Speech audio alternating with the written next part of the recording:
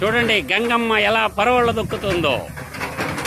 మే నెలలో మధుసూదన్ రెడ్డి నిర్మించినటువంటి నూతన చెక్ డ్యాము గంగమ్మ చూడండి ఎలా పరవళ్ళ దొక్కుతుందో.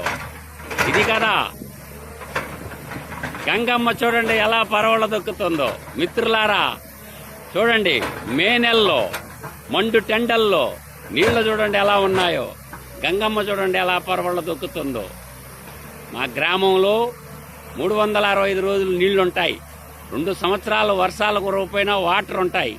అభివృద్ధికి నోచుకోక రాజకీయంగా కొంతమంది ఎదవలు వల్ల మా గ్రామంకి పట్టిన దరిద్రం ఓడిచిపోయింది.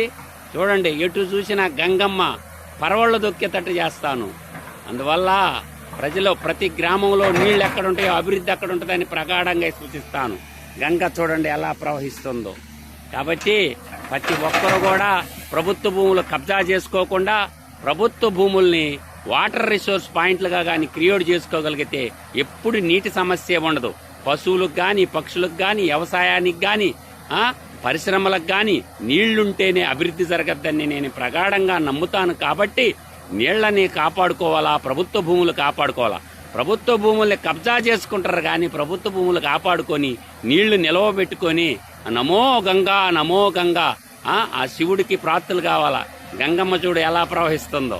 కాబట్టి చూడండి, ఆ సౌండ్ చూడండి, ఆ నీళ్ల సౌండ్ ఏనండి ఎలా ప్రవహిస్తుండో చూడండి గంగమ్మ. కాబట్టి గంగని పరిరక్షించుకుంటేనే గ్రామాలు ప్రశాంతంగా ఉంటాయి. మిత్రులారా, జై హింద్.